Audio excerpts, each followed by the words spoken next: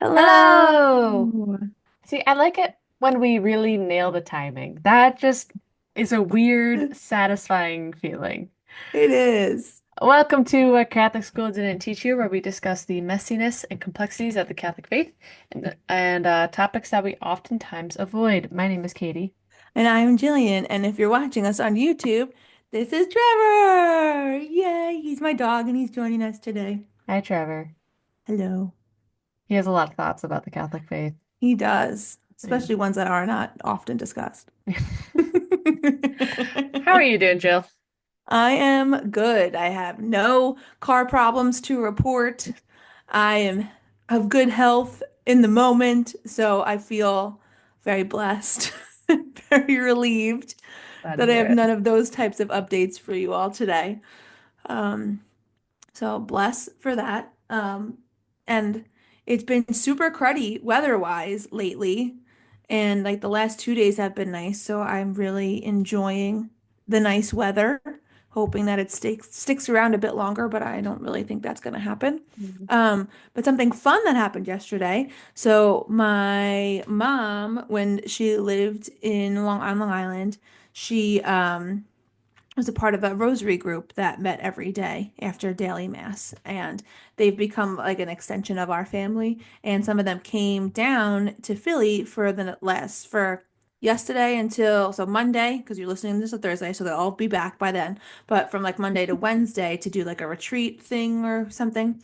And so we had them over for dinner at our house because um they were just in Philly, which is only like 40 minutes away from my house. So we had them over for dinner, and it was really nice to have them here and to be able to host them because, they've done so much for our family over the years, especially now that we don't live, that my parents aren't in Bayshore anymore. Like when we come in, they're always so gracious in hosting us. So it Yeah. was really nice to be able to host them for a change.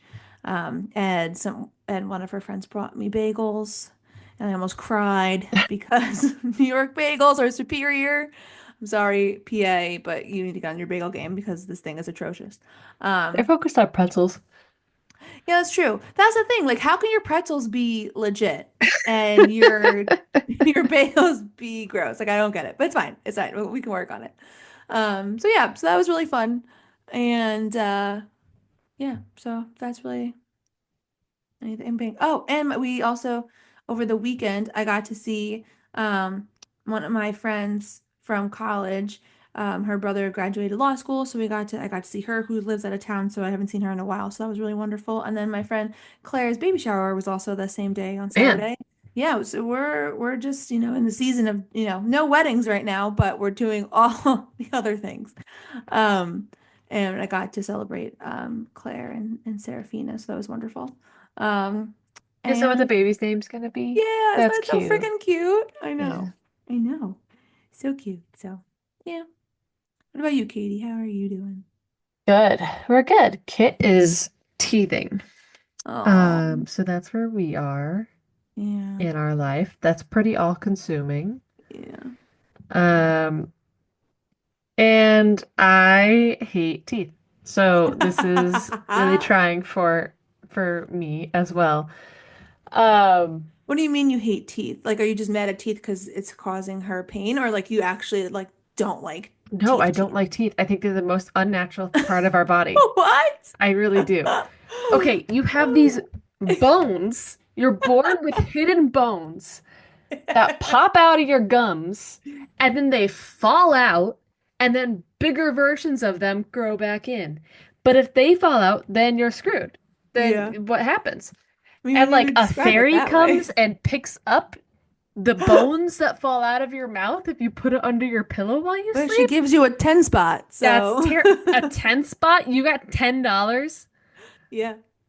You are clearly one of two children.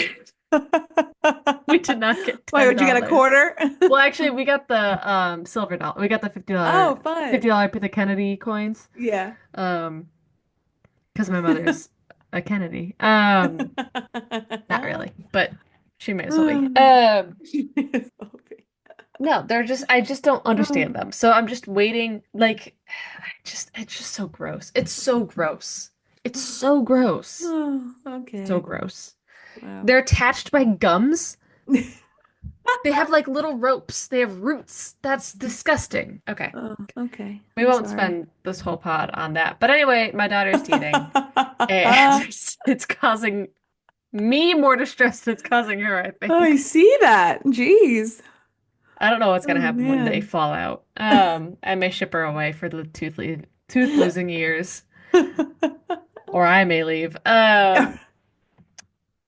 So yeah, we had our friend and her daughter in town for the weekend, so that was really fun. And this current coming weekend, we're going up to the Adirondacks, and Kit's gonna meet her great grandmother.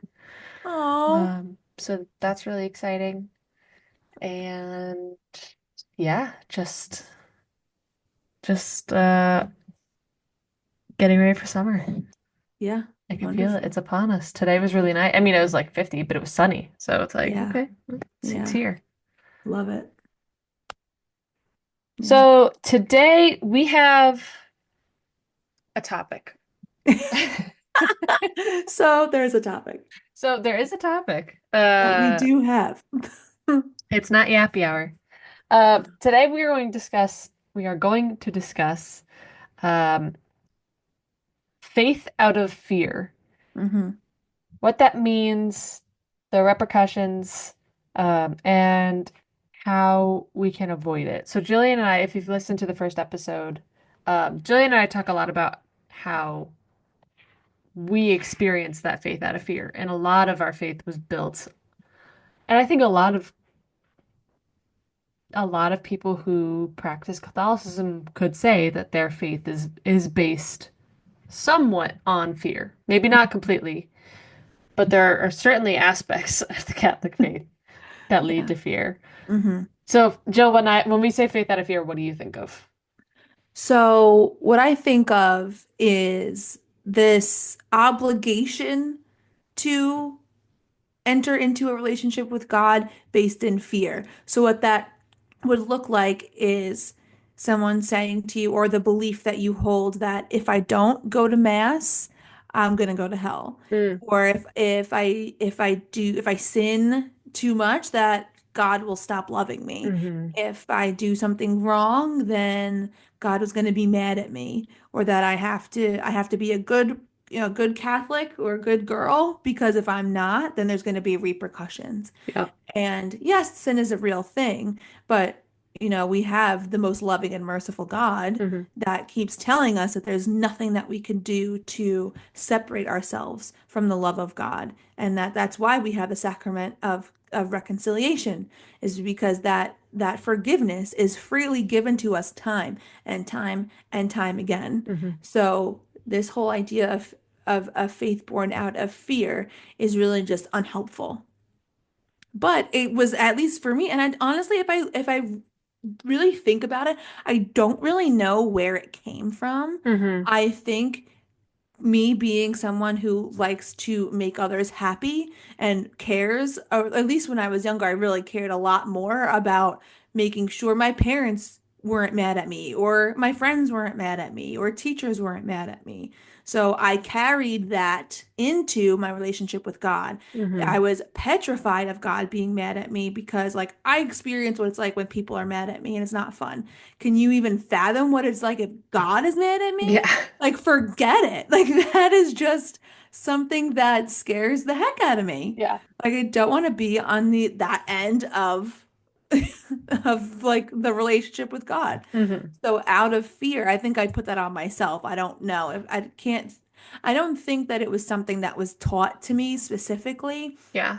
but I also remember like the first time that I truly understood or believed that God loved me no matter what, and that there is nothing that God could do, that I could do, to separate myself from God's love. And like that was like the biggest epiphany Mm. that I could and I ever really had in my life. And that's why like when I was teaching theology, especially to high school kids, that was a point I was like, I don't know much, but if there's one thing that you learn from me, is that you need to leave this classroom knowing that you are so loved as you are Hmm. by God, and that there is nothing that you can do to separate yourself from God's love. Mm. Nothing. And if you learn nothing else then but that, I'll take it. Yeah. Like that is literally Then the you get an A. only Yeah. thing. Yeah. And I pretty much did give everyone A's. It's been far enough removed. It's fine. There's there's nothing else to me that is more important than that Yeah. idea. Absolutely. Yeah, I agree. I don't know. I know it wasn't my parents. Yeah. I know my parents weren't the ones being like, "Hey, you're going to hell."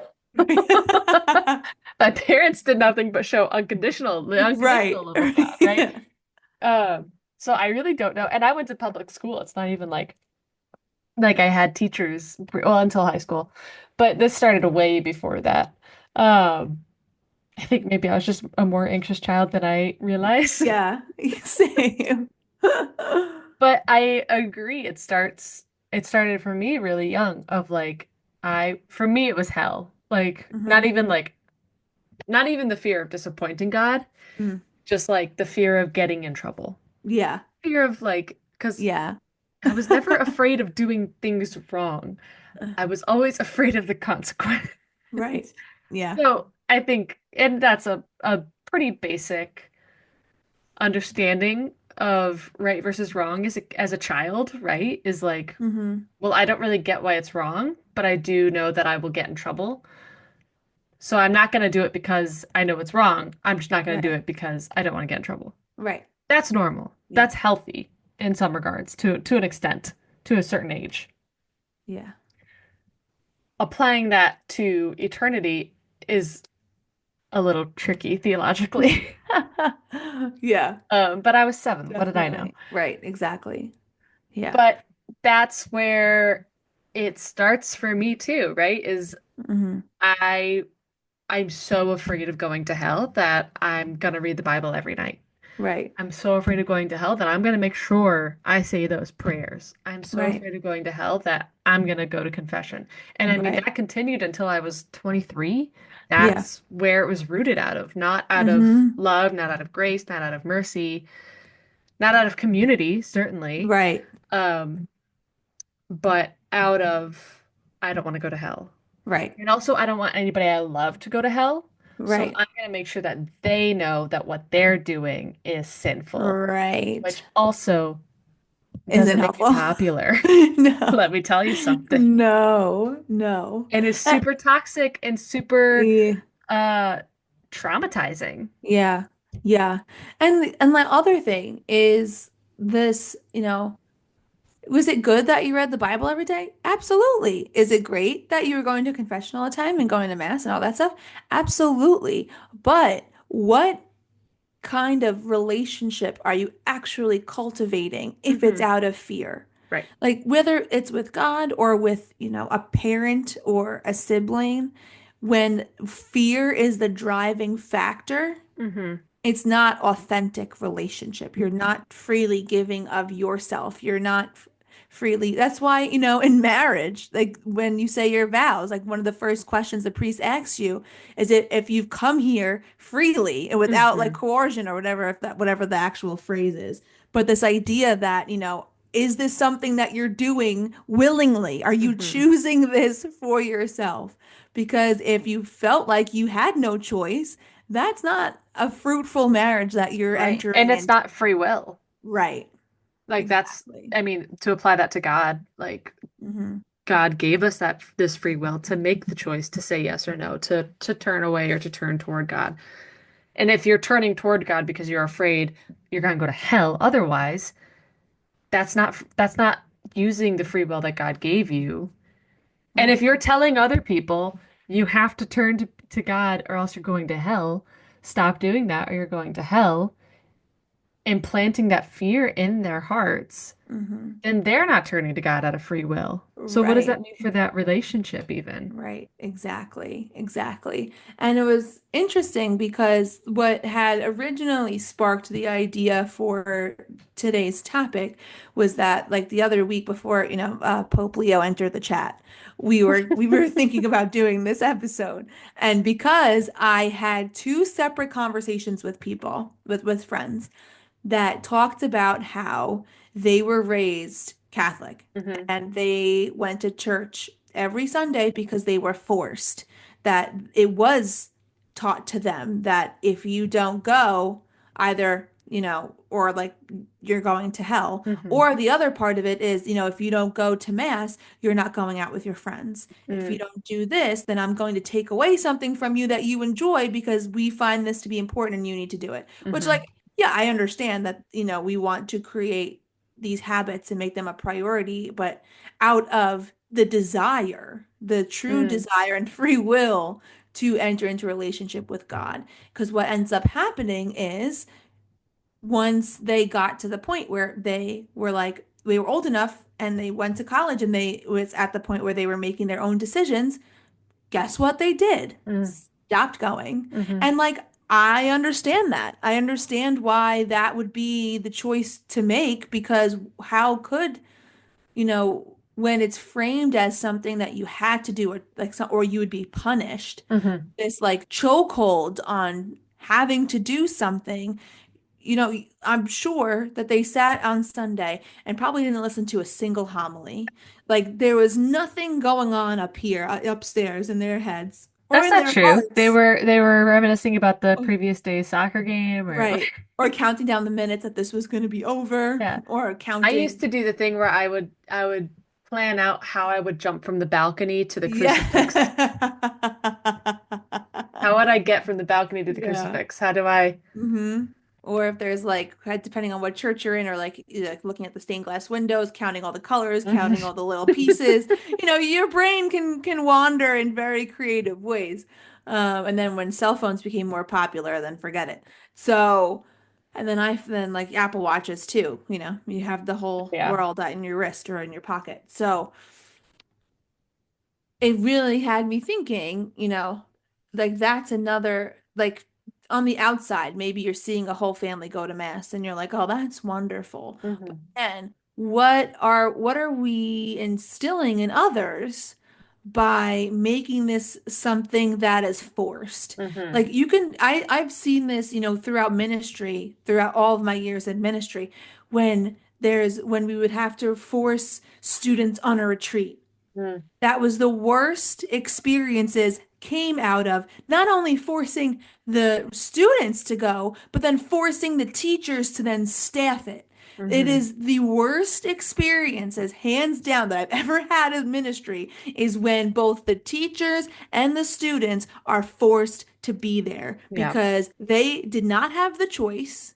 They don't find this to be something that is fruitful to them. Hmm. And because of it, they're going to sit there and have a stink face the whole time and not even give it uh the benefit of the like just like come I would just beg for everyone to come with open hearts and open minds. That is like the one thing. Bring a water bottle, a pen, and an open mind and heart. Like that is literally all we would ask of them. And it was a tall order. It never went well. Yeah. It never went well. And then it ruined it for the people that really wanted to be there, that were taking it seriously and really wanted this community aspect and to dive deeper in their faith and, friendship with one another. And it completely took away from the whole point of the day. Yeah. I'm so glad that I am no longer in a position where I'm doing forced retreats or forced anything Mm-mm. because it is not fun. It is not enjoyable for literally anyone involved. No. And trying to get a 15-year-old to buy into anything Mm-hmm. is tough, let alone, Yeah. you know, religion's not exactly cool. Right.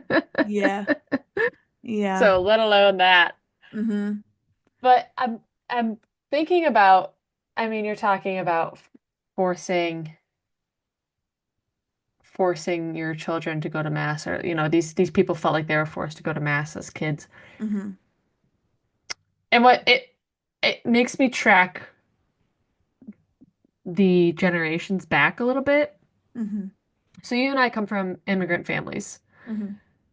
When our families came over, I can't speak to what their experience was like in Ireland or Italy for me, but or Italy for you. Mm-hmm. But when my family came over, mass and church was the place where they found their community, right? Because Mm-hmm. typically the parishes were based on your ethnic group, right? My Italian grandparents went to the Italian church in town. My Irish grandparents went to the Irish church in town, right? Right. And when you don't know anybody and you're going into a new country, you have no community, that is your community. And so going on Sundays, I can't say whether or not my grandparents were forced to go, but I know that that was where they found community Hmm. and other people that spoke their language and held their same values and maybe from the town over from them and remember what their homeland was like. And especially for my great grandparents, showing their children what their culture is, that all centered around Mass, that all centered Hmm. around church, right? Because their children were never going to experience what it was like back in Abruzzo or back in Cork, right? Right. Going down the line, church is no longer where we have our main community. Right. So that, you know, our parents were forced to go to church out of the same thinking as their parents of like, this is our community. This is our community. Right. When we were, by the time we came along in the 90s, Vatican II had happened. That kind of changed the culture of the church. And also, we were that, I mean, I'm fourth generation, right? I'm that much more removed from the immigrant experience than my grandparents and my parents were. And so, my church wasn't my community. Hmm. I mean, it was in the sense that I grew up in a very Catholic town, and a lot of my friends went to that church. And so sometimes I saw them there. But, my neighborhood was my community. My classroom was my community. My parents built a community who happened to be Catholic, but you know, kind of outside of the church. It didn't come stem from that church. So Hmm. going to mass wasn't like I'm gonna go to church and I'm gonna see my extended family. It was I'm gonna go to church because it's Sunday and that's what we do on Sundays. Right. And then we're gonna come home and I'm gonna eat pancakes Right. and we're gonna do chores, you know? Right. Like that's what we do on Sundays. We have pancakes, we go to church, we do chores. Right. So I'm wondering how, like, I do think that that faith out of fear has been passed down generation to generation, right? I think that that's just Catholic generational trauma Hmm. because somewhere along the line it got twisted into that message, Right. you know, instead of the message of grace and love and mercy, or Hmm. alongside of maybe. But I'm wondering how much of our generation, at least, not wanting to go to mass is based out of I was forced to go. And so now I'm rebelling against it because I have a choice. Right. How much of it is my community's not there, so why would I go? Hmm. And how much of it is that place traumatized me Mm. and I can't go back? Right. Yeah. I'm sure there's like a million other reasons, but like in my mind, those are the top three. Yeah. I'd agree. Yeah. And it's hard because, like, I understand from that perspective why it would be hard to go back and why you wouldn't choose to engage in the church if all you've known has been rooted in fear or whatever your experience has been. So I guess my like other thought would be then how do we create opportunity and space within the church for these communities to find their way back Hmm.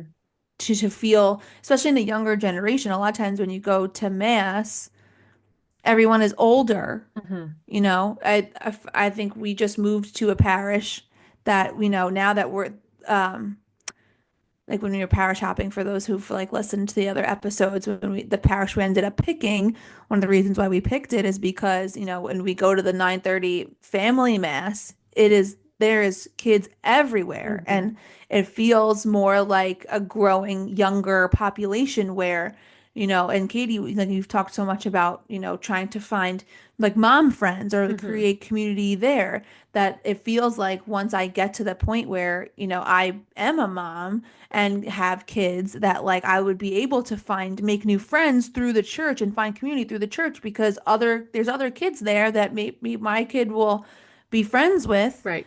And, that's how it all kind of creates. And then they want to go to, because they want to go see their friend. And Hmm. then while they see their friend, they learn about, if they have like the kids' mass and they take them back and do all the coloring and all that like stuff that's very cute.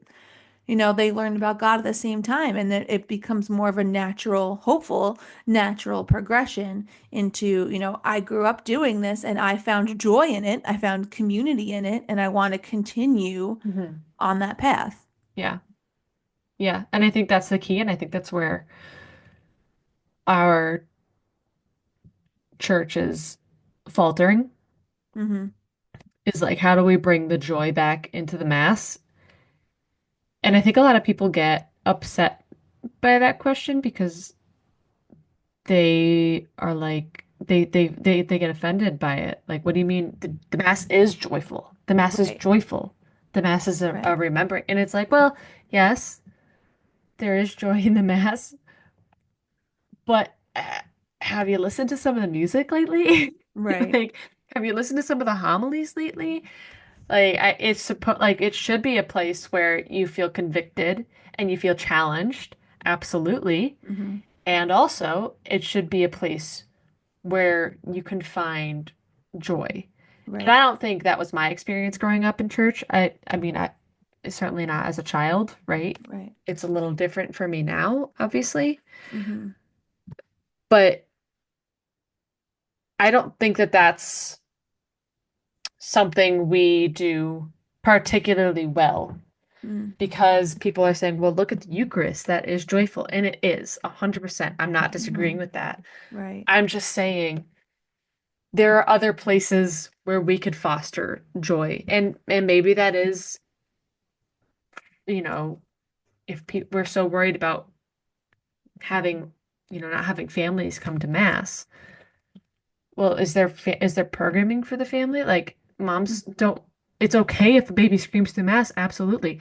But do you know how painful it is to be the mother whose baby screams through mass? It's right, painful. Like we right, don't want to be there, right, but also you got rid of the cry room. So where am right, I supposed to go? Because I want to right, be here, but I don't want to be here, and I hmm, have no space to go and let my right, baby do her thing, right? right. I don't know. This kind of got away from the faith out of fear topic, Yeah. but No, but I think we're honestly, bringing up good stuff. I think it all applies, because honestly, having your child scream in the middle of mass and then people are looking at you and you're like, it's not the best feeling either. Yeah. Then there's fear of being judged. There's Mm, fear of, true.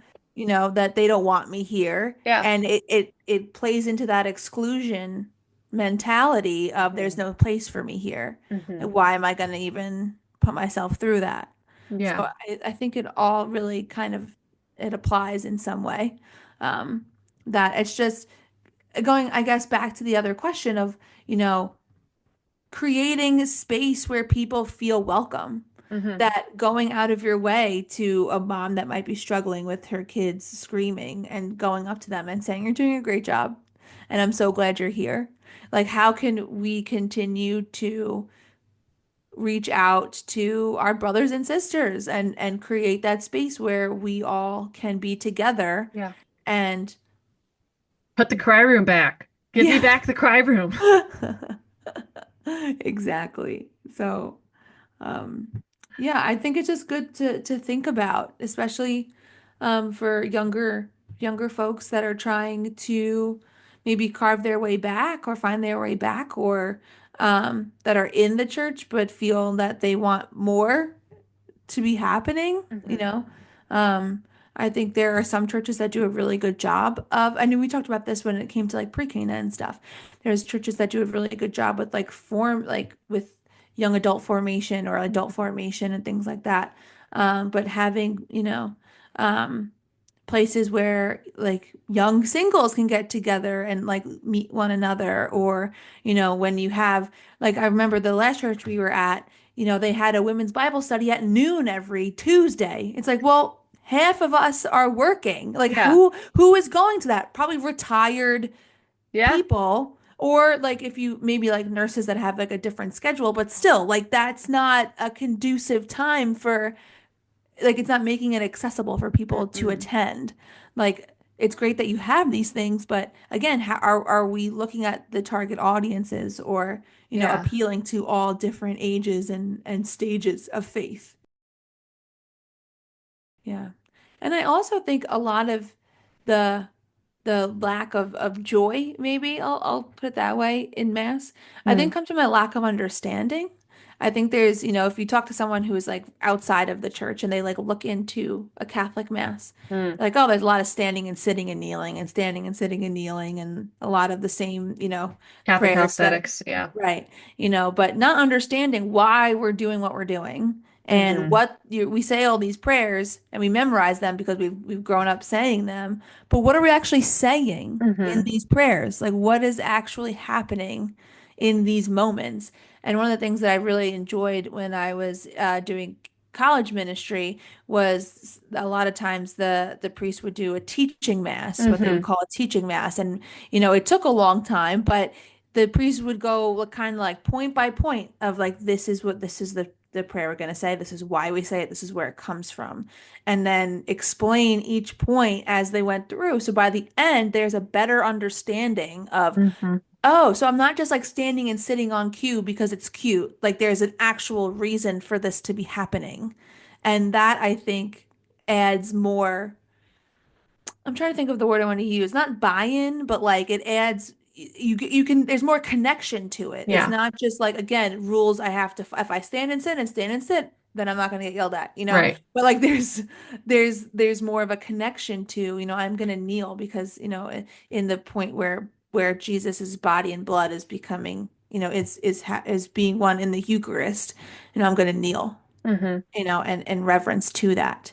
And again, understanding why we're doing what we're doing, because if our faiths are born out of fear or whatever the reason, and Uh-huh. we're not, that individuality piece of like having an individual relationship with God, um is not there, it makes, of course, you're not going to want to go. Yeah, no. If you tell it like you can't, Mhm. you can absolutely tell a kid not to do something for the sake of not doing it, but that kid's gonna remember to not do it better Right. if you tell them why. Like, you can tell Exactly. a kid, hey, don't touch the stove all day long Right. because you shouldn't touch the Yeah. stove Because I said so. because I said so. But it's not gonna work as well as saying, hey, don't touch the stove. The stove is hot. I don't want you to burn yourself. Right. Oh, You will okay. feel pain. Moving on, right? Yeah. Like, it's the church could learn a lot from early childhood education. I think there's a movement in the church to help form faiths out of joy Hmm. instead of out of fear. Yeah. Um, and I hope that that's picking up a little more steam than it did Mhm. certainly when we were kids. It seems like it's picking up a little more steam than we Yeah. were kids because that's the other thing. The mass should be a place where we're convicted Hmm. 100%. However, if we're going to mass just to be yelled at Yeah. from the pulpit for 15 minutes a day, a Sunday, then why are we here? You know? Right.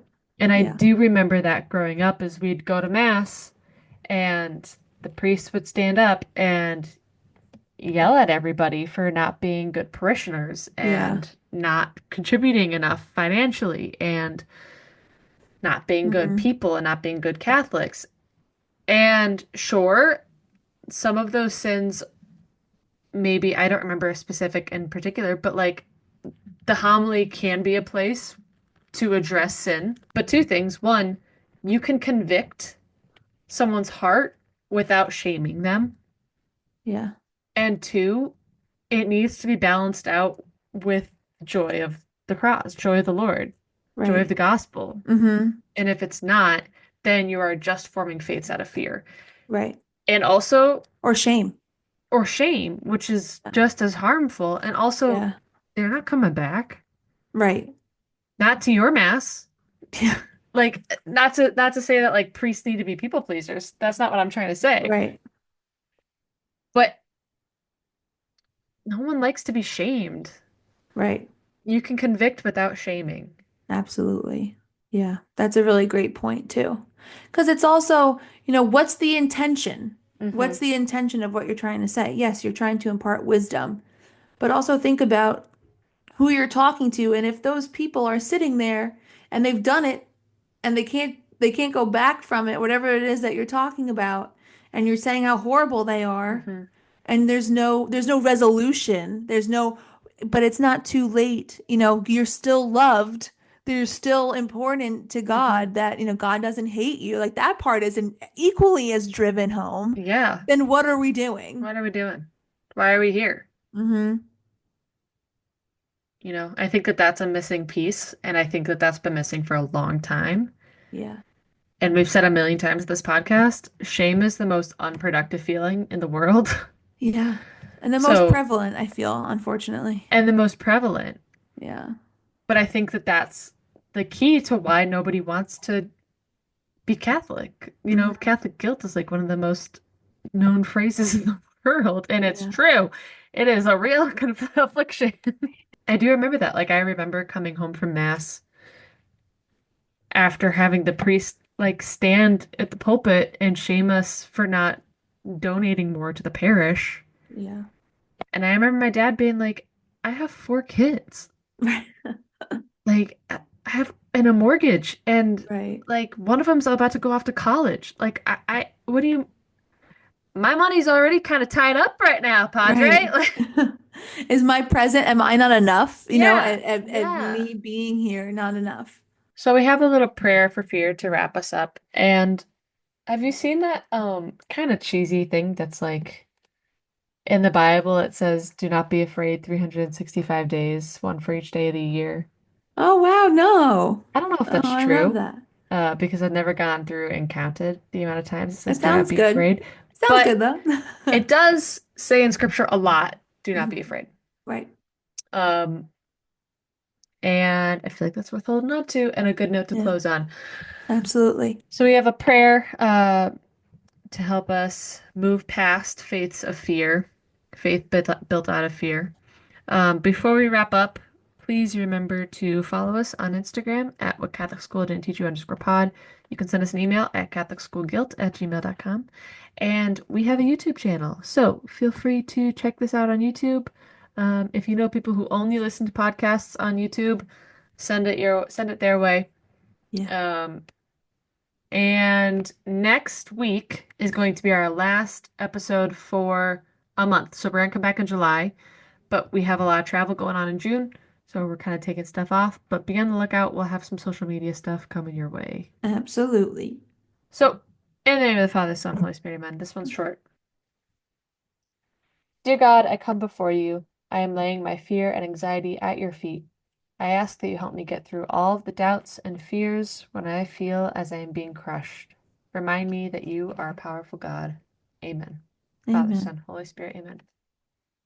Well, thank you all for listening today. Thank you. Have a great day. See you next week. All right. Bye, Trevor.